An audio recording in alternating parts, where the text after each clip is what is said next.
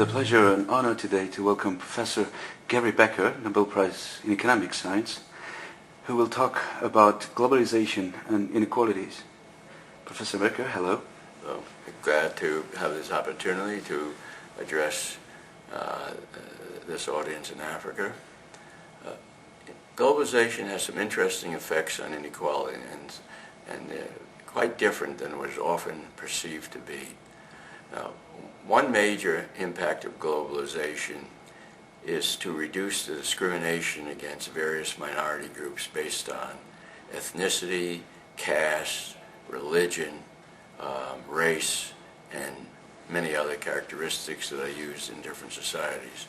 The way it does that is by bringing in competition to companies that are discriminating against its employees in a particular country, by bringing in competition from abroad from companies who are not faced with particular minorities and are not discriminating.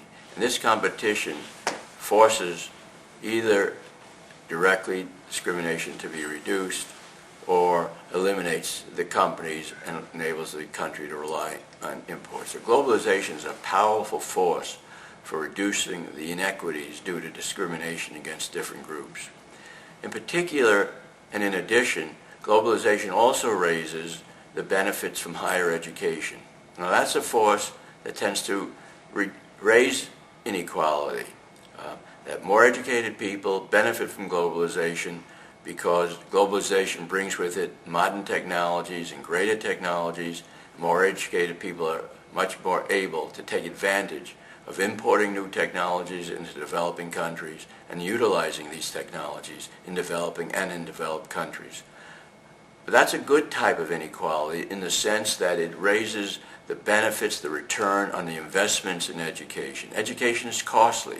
It's costly to the individual, it's costly to the country, and by getting greater benefits for a given amount of investment, that means higher return on this education, a higher rate of return, as economists speak about, comparable to a higher rate of return on financial capital or on business physical capital.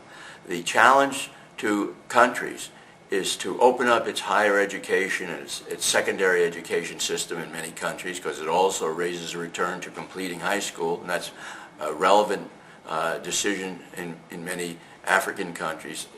The challenge to governments and the private community is to open up access to secondary school and higher education so that more people can take advantage of it, so that they are better able, both as individuals and as the country, to invest in their education.